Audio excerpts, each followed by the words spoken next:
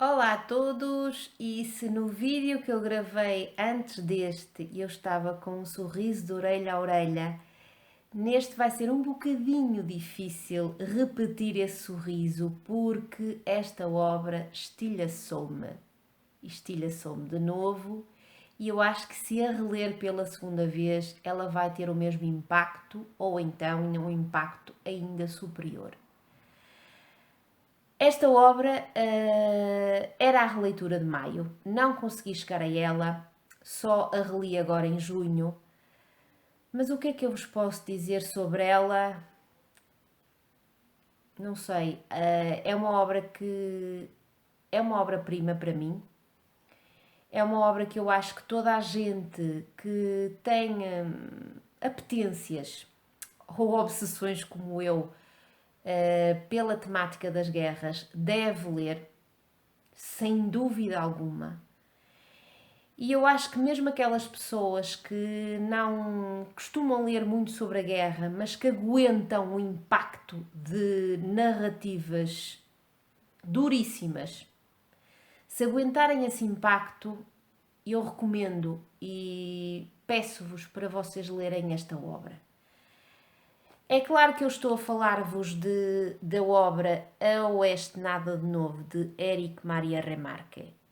Já li em vários sítios que esta é a melhor obra que se escreveu até hoje sobre a Primeira Guerra Mundial. Eu, obviamente, que tendo a concordar, apesar de não ter ainda lido muitas obras sobre a Primeira Guerra Mundial, li muito mais sobre a Segunda Guerra Mundial, porque eu acho que também há mais obras sobre a Segunda Guerra Mundial por causa do Holocausto e tudo isso, mas esta que aqui está, eu tenho que concordar, mesmo não tendo um conhecimento muito vasto, eu tenho que concordar com todas essas pessoas e com todos esses leitores que dizem que esta obra é a melhor obra que se escreveu sobre a Primeira Guerra Mundial. Olhem, eu estou a tentar tapar esta parte aqui porque esta edição que eu tenho, que é uma edição muito antiga de bolso das publicações Europa-América, tem um spoiler gigantesco aqui na zona onde eu estou a tapar com a mão. E é logo uma das coisas que me faz querer comprar uma edição decente desta obra. Primeiro porque eu acho que ela merece, tanto eu como o marido, merecemos ter uma edição decente desta obra aqui nas estantes.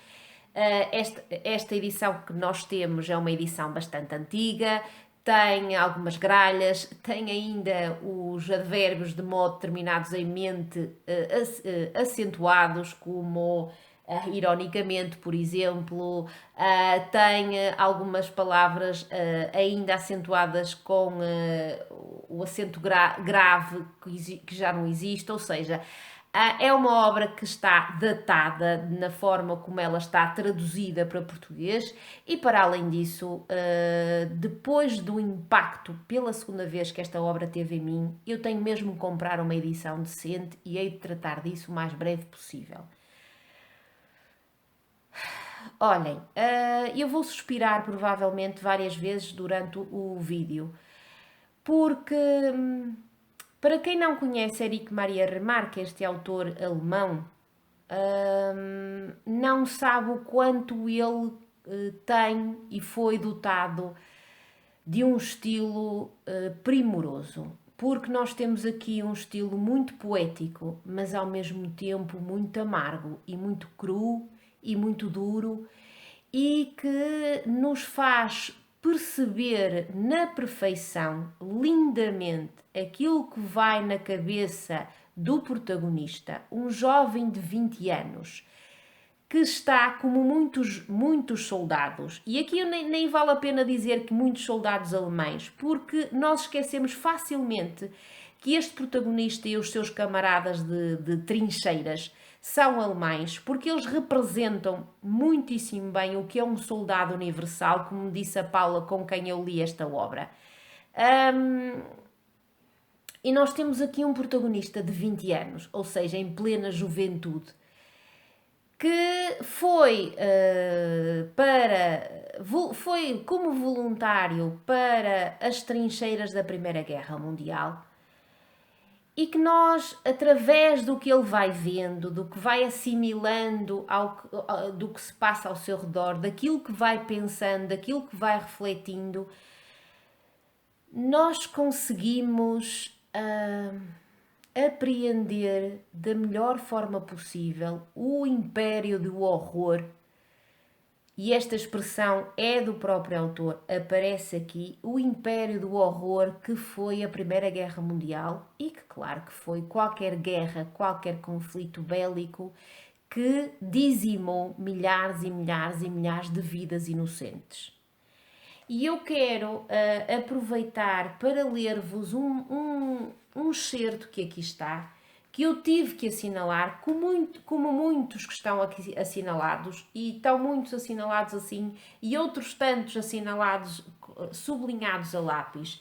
E eu vou ler-vos este excerto para vocês perceberem, tentarem ainda perceber melhor o quanto esta obra é imprescindível para quem quer conhecer melhor o impacto que as guerras tiveram em quem esteve na linha da frente. Sou novo, tenho 20 anos, mas só conheço da vida o desespero, a angústia, a morte e a prisão a um abismo de sofrimento da mais superficial e da mais insensata existência. Vejo que os povos são atirados uns contra os outros e se matam sem nada dizerem, sem nada saberem, loucamente, docilmente, inocentemente.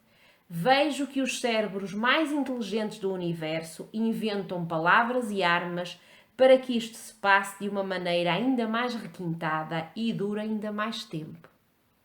E todos os homens da minha idade, aqui e no outro lado, no mundo inteiro, veem como eu. É essa a vida da minha geração, como é a minha. Que farão os nossos pais se um dia nos levantarmos e nos apresentarmos diante deles pedindo-lhes contas? Que esperam eles de nós quando vier a época em que a guerra acabe? Durante anos, a nossa ocupação foi somente matar. Foi essa a nossa primeira profissão na existência. A nossa ciência da vida reduz-se à morte. Que virá depois disto? E que seremos nós? Olhem, são excertos como este que me dilaceraram, que me fizeram chorar, que me angustiaram até não poder haver mais nervo do meu corpo que não estivesse angustiado. Tudo isto me tocou como se eu estivesse a ler isto pela primeira vez. E é uma angústia do princípio ao fim. É um desespero, é um nojo, é uma dor perceber que estes jovens estavam ali como carne para canhão, literalmente, que se agarravam à vida com unhas e dentes, que o instinto de sobrevivência aparecia, era a primeira coisa que os fazia querer agarrar-se à vida, mas que ao mesmo tempo iam-se dando conta do quanto eles estavam ali a fazer de inútil, porque o que é que eles eram a não ser umas meras marionetas atiradas para a frente de uma guerra que nem eles próprios sabiam porque é que estava a ser combatida. E há de tudo aqui. Há angústia perante alguém que vai de licença durante umas semanas para casa e não sabe o seu verdadeiro lugar, não sabe o que é que ele está a fazer. Há a angústia e o desespero de ver camaradas a caírem na frente e não se poder fazer nada. E a angústia de se chegar ao final de uma guerra e não se saber o que é que vai ser a vida daí para a frente quando a nossa primeira profissão foi matar. Matar tudo aquilo que se movia à nossa frente, porque se não matássemos, morríamos nós. É um desespero ler isto, mas ao mesmo tempo é preciso nós lermos isto, por muito que já se tenham passado mais de 100 anos desta Primeira Guerra Mundial, tão mortífera, daquelas trincheiras que ninguém é capaz de imaginar como eram, daquelas ratazanas de tamanhos de coelhos que matavam cães e gatos e que roíam os humanos se eles não estivessem atentos. Olhem, está tudo aqui.